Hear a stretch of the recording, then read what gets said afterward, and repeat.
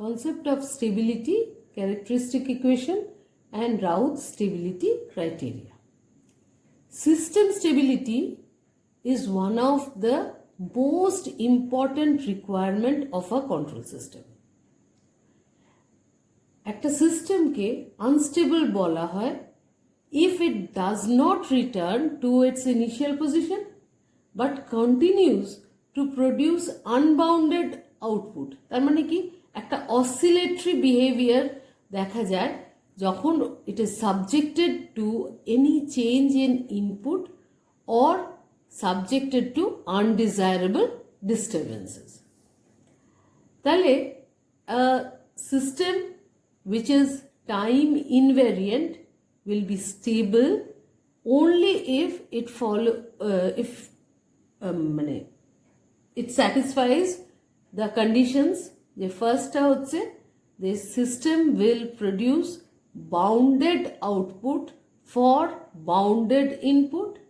আর সেকেন্ডটা হচ্ছে if there is no input the output should tend to be zero. তাহলে প্রথমটা হচ্ছে যে যদি একটা বাউন্ডেড আউটপুট থাকে, মানে একটা বাউন্ডারি কন্ডিশনস দেওয়া আছে, সেই রকম যদি কোনো আউটপুট থাকে সেটা প্রডিউসড হবে তখনই যখন ওখানে একটা বাউন্ডেড ইনপুট দেওয়া হয়েছে এবং সিস্টেমটার যদি কোনো ইনপুট না দেওয়া হয় তাহলে আউটপুটটা জিরোর দিকে টেন্ড করবে।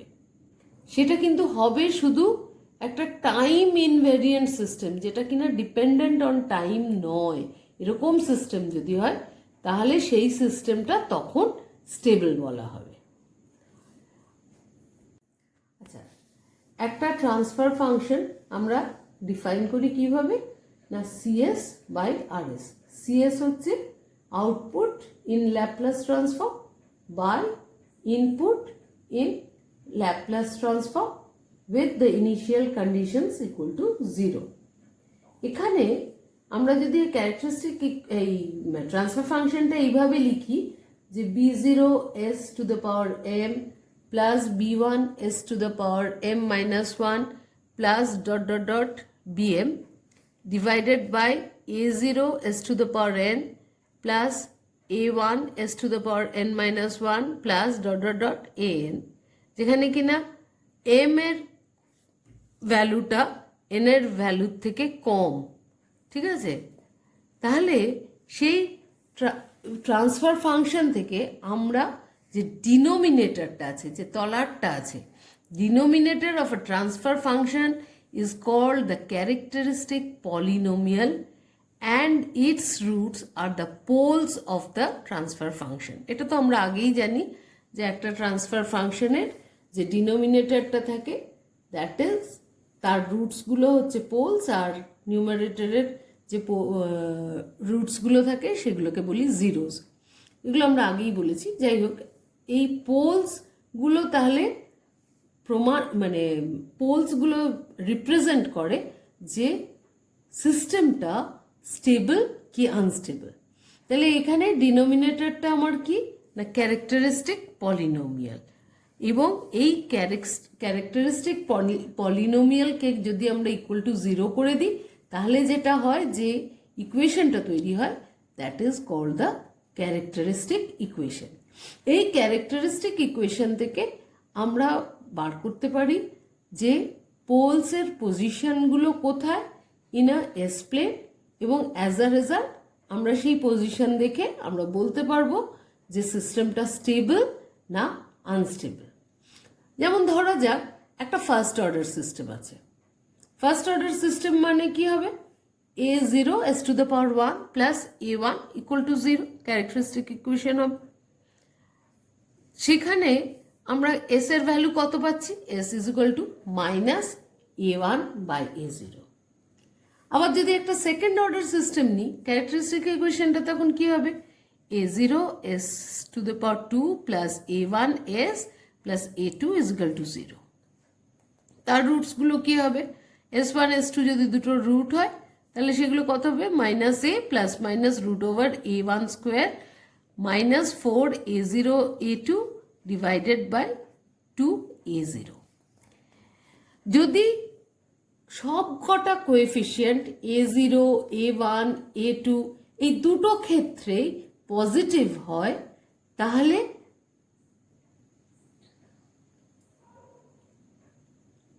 রুটসগুলো কি হবে? রুটসগুলো হবে নেগেটিভ। আর তাহলে যদি নেগেটিভ হয়, তাদের যখন আমরা প্লট করব, আমরা দেখব তারা সব left half of the imaginary Axis in S প্লেনের মধ্যে তারা লাই করবে। যেমন আমরা আগে এইটাকে করেছিলাম, তোমরা যদি ভুলে না গিয়ে থাকো, অনেক আগে আমরা একটা এস প্লেন এঁকেছিলাম। এই যে এটা সিগমা, এটা হচ্ছে তোমার ইমাজিনারি অ্যাক্সিস।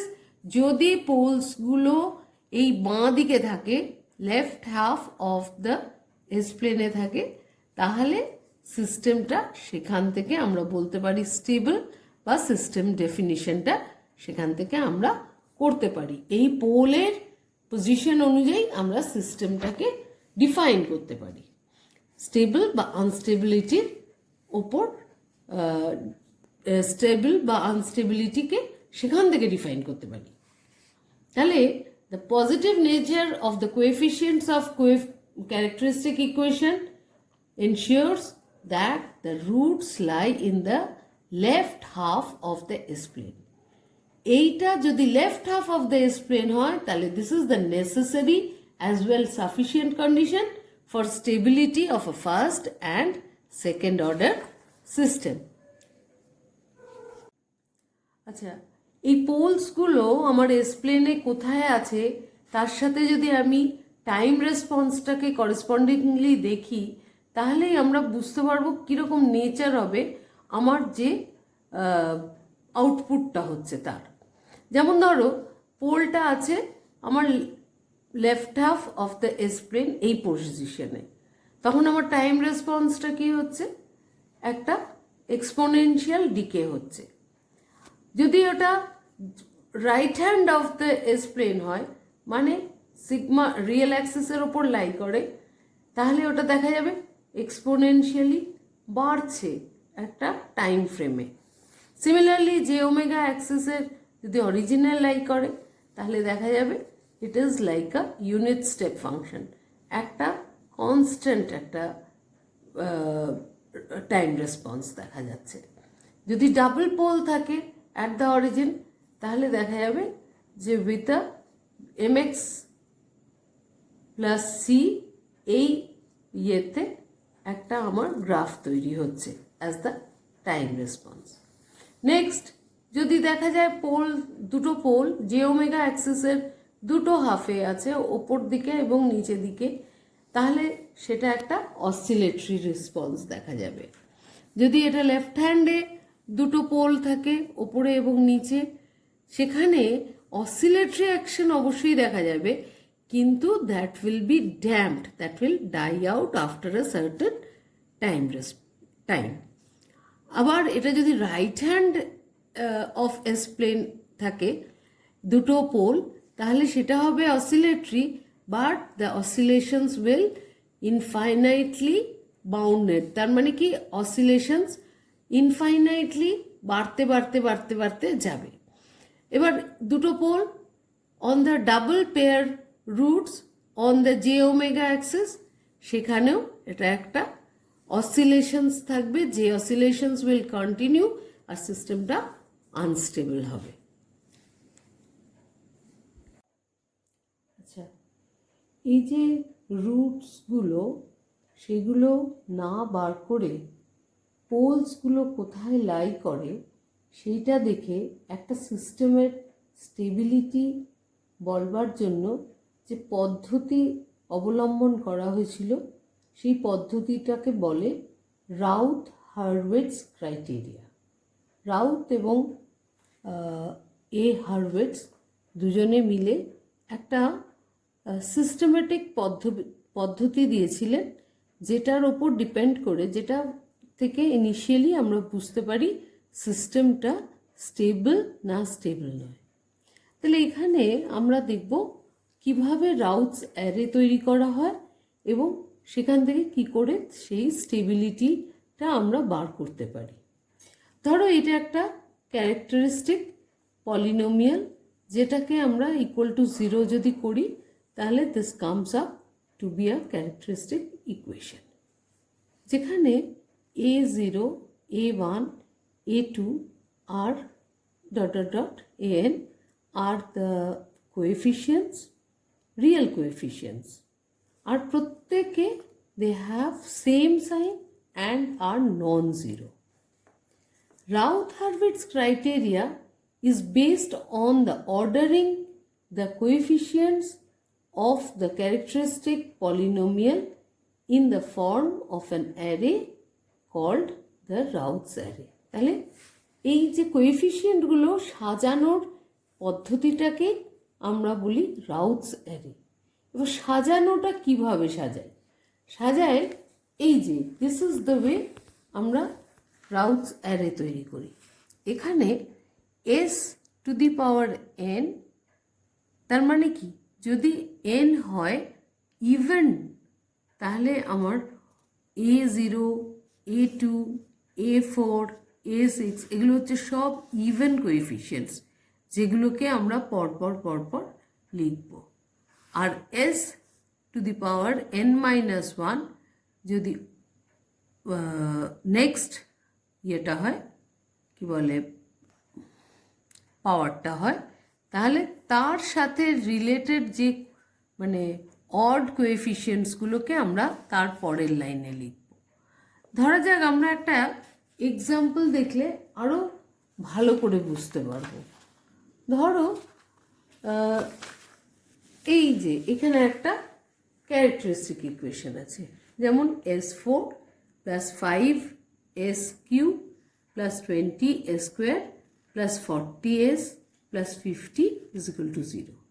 তাহলে এবার রাউথস অ্যারে যদি আমাকে সাজাতে হয়, তাহলে প্রথমটা হচ্ছে s4, আমার সব থেকে হাইয়েস্ট পাওয়ার যেটা, তার সাথে লিঙ্কড যে কোএফিসিয়েন্টসগুলো, তার মানে s4 এর যে কোএফিসিয়েন্টস সেটা হচ্ছে 1, তারপরে ইভেন নাম্বারের কি আছে 20, তারপরেরটা হচ্ছে 50।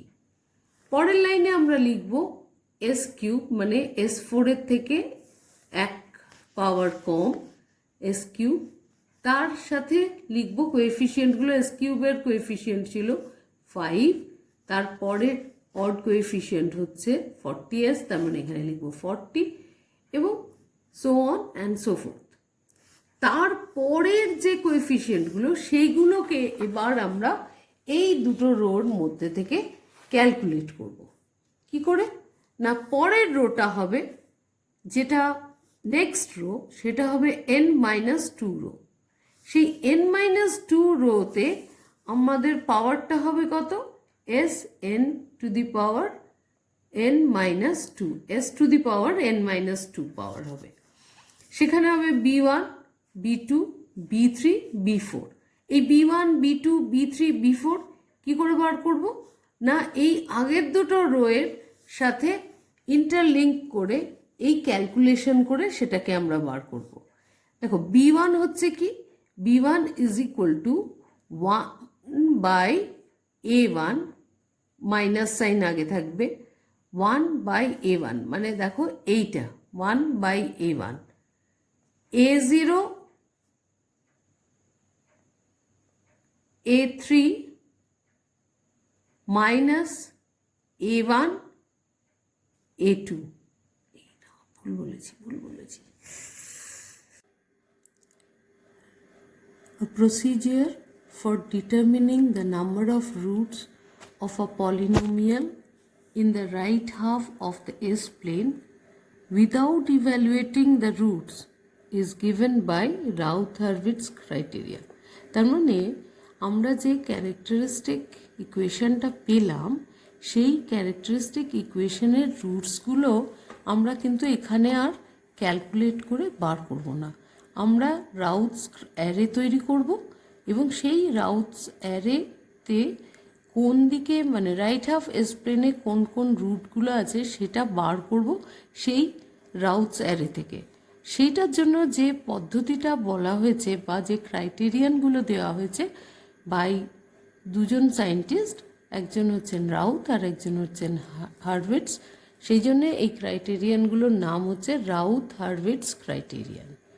তো এবার এই যে রাউথস অ্যারে সেটা কিভাবে তৈরি করব সেটা আগে প্রথম আমরা দেখব। সেটা হচ্ছে ধরো একটা ক্যারেক্টারিস্টিক ইকুয়েশন দেওয়া আছে যেটা of the highest power S to the power N.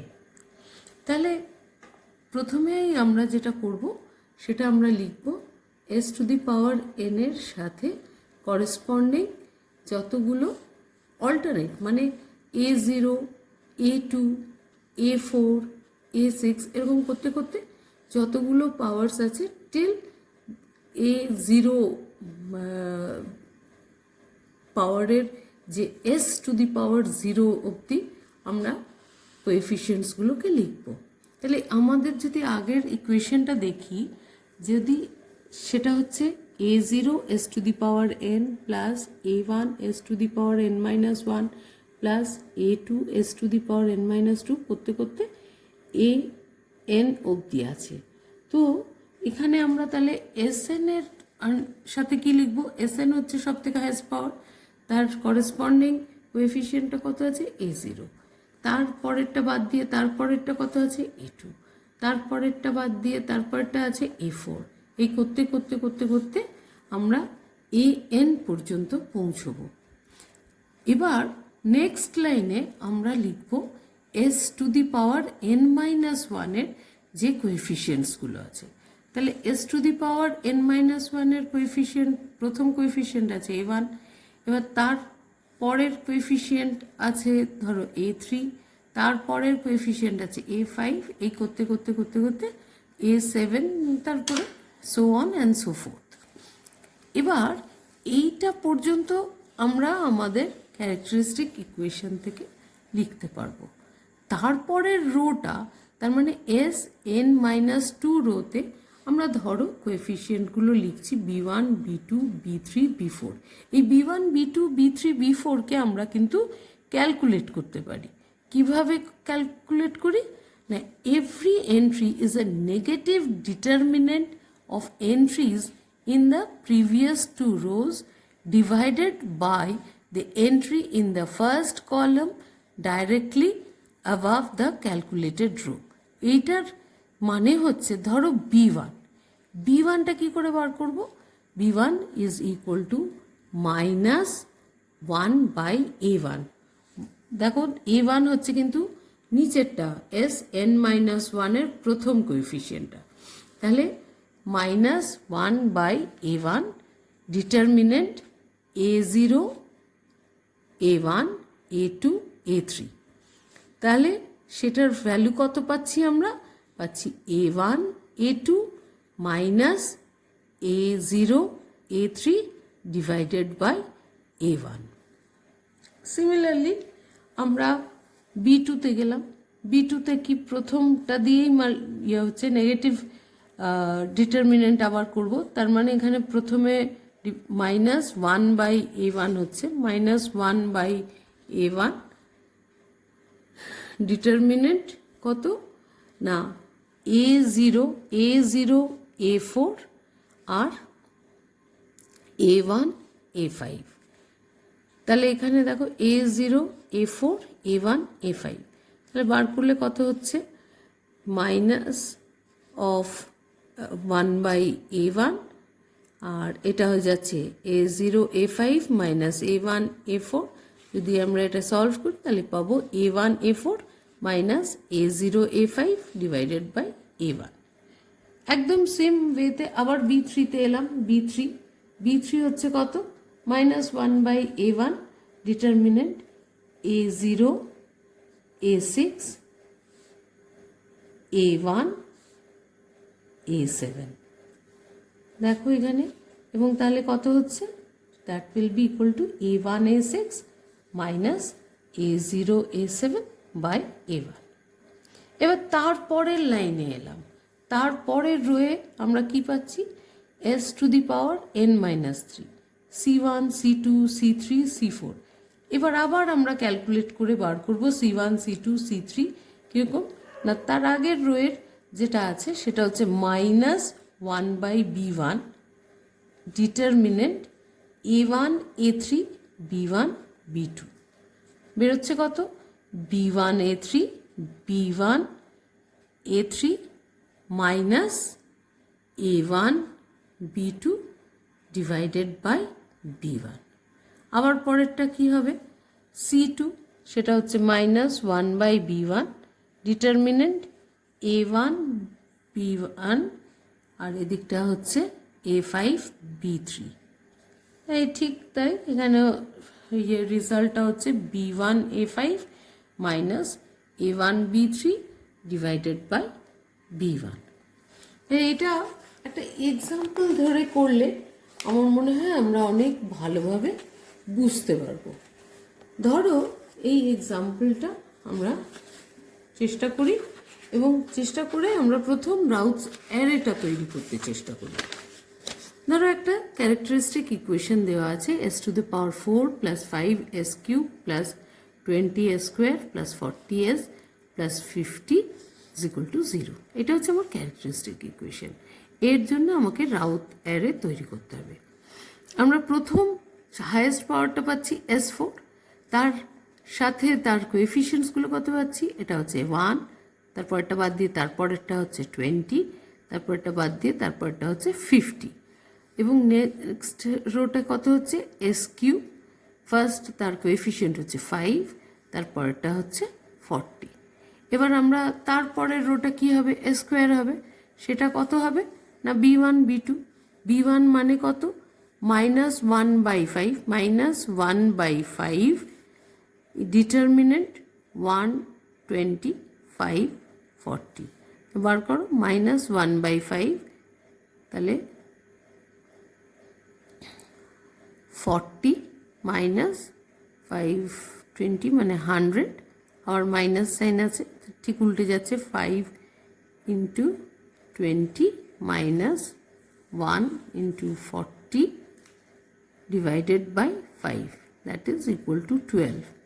B2 similarly minus 1/5 determinant 1/5 50 0 50 0 মানে এটা তো জিরোই হয়ে যাচ্ছে আর এটা হচ্ছে 250 1/5 250 তারপরে 250 5 ক্যান্সেল হয়ে গেল 50। তাহলে এর পরের রোটায় তাহলে কি হলো B1 B2 পেয়ে গেলাম। তাহলে এবার B1 B2 পেয়ে গেলে কত হচ্ছে 12 আর একটা পেলাম 50। এরপরে আমরা যেটাতে গেলাম সেটা হচ্ছে আমরা S2 অবধি পেয়েছি। এর পরেরটা কত হবে S1। S1 কি হবে S1 হবে কোএফিসিয়েন্টটা ধরো C1, C1 মানে হচ্ছে 1/12 মাইনাস 1/12 সরি আর ডিটারমিনেন্ট 5 12 40 50। তাহলে মাইনাসটাকে ঢুকিয়ে দিলে কি হচ্ছে 12 into 40 minus 5 into 50 divided by 12 সেটা অ্যাপ্রক্সিমেটলি আসছে 115/6। সুতরাং আমার S1 হয়ে যাচ্ছে 115/6। এবার তারপরেরটা কি হচ্ছে তারপরেরটা S0, সেই S0 S টু দি পাওয়ার 0 পর্যন্তই আমাকে কিন্তু প্রত্যেকবার করতে হবে। S0 মানে হচ্ছে কত D1, D1 মানে কত হচ্ছে মাইনাস 1/115/6 ডিটারমিনেন্ট 12 50 115/6 0। তাহলে সেটা বার করলে কত বেরোচ্ছে না এটা বেরোচ্ছে 6/115 ব্র্যাকেটে 115/6 ইন্টু 50 মাইনাস 0 দেখা যাচ্ছে আনসার ইজ কামিং টু 50। এটা ক্যান্সেল হয়ে যাচ্ছে এটা ক্যান্সেল হয়ে যাচ্ছে। তাহলে S টু দি পাওয়ার হচ্ছে 50। তাহলে এবার যদি পুরো অ্যারেটা লিখি তাহলে কী ছিল প্রথমে আমি পেয়েছিলাম 1 20 50, পরেরটা পেলাম 5 40, তারপরেরটা পেলাম 2 50, তারপর পেলাম 115/6 আর তারপরেরটা পেলাম 50। এবার আমাদের রাউথস ক্রাইটেরিয়া বলে কি বলে না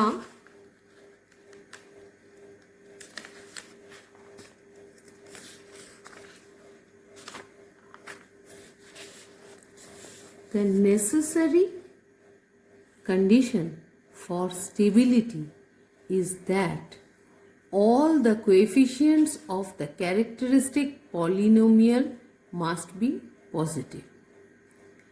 And next বলছে a system is stable if and only if all the elements in the first column of the Raoult's array are positive. ঠিক আছে, তাহলে এই দুটো কন্ডিশন যদি ও স্যাটিসফাই করে তাহলে সেখান থেকে আমরা বলতে পারি যে the system is stable, that means the roots of the equation will lie on the left hand s plane. তাহলে রাউথ স্টেবিলিটি ক্রাইটেরিয়া কি স্টেট করে? States that the number of roots of the characteristic equation with positive real parts is equal to the number of changes in sign of the coefficients of the first column of the Raoult's array. তাহলে if there is any change of sign in the first column of the Raoult's array, then the system is unstable, and the number of changes of sign gives the number of roots in the right half of S-plane. ধরো একটা এই calculation করতে করতে positive থেকে ধরো এক জায়গায় negative হলো এবং তারপরে গিয়ে আবার পজিটিভ হলো, তার মানে কতগুলো সাইন চেঞ্জ হলো? পজিটিভ থেকে নেগেটিভ একটা সাইন চেঞ্জ হলো, আবার নেগেটিভ থেকে পজিটিভ একটা সাইন চেঞ্জ হলো। দুবার সাইন চেঞ্জ হওয়ার মানে হচ্ছে দুটো রুট লাই করে on the right half of the s plane. আর সেকেন্ডলি আমরা রাইট হাফ অফ দিস প্লেনে যেহেতু রুটস লাই করে, সুতরাং আমরা তখন বলবো যে সিস্টেম ইজ আনস্টেবল। এবার এইরকম আমি কতগুলো এক্সাম্পল তোমাদের দিয়ে দিচ্ছি, সেইগুলো তোমরা সলভ করো এবং সলভ করে যদি প্রবলেম হয় তখন অবশ্যই হোয়াটসঅ্যাপে তোমরা আমাকে কল করতে পারো বা হোয়াটসঅ্যাপে তোমরা আমাকে লিখে পাঠাও, আমি তোমাদের সলিউশনগুলো আবার বুঝিয়ে দেবো। আর এর সাথে তোমাদের আমি কিছু অঙ্ক পাঠাচ্ছি, অঙ্কগুলো খুব ভালো করে দেখবে, করবে এবং তারপরে আমাকে ফিডব্যাক দেবে।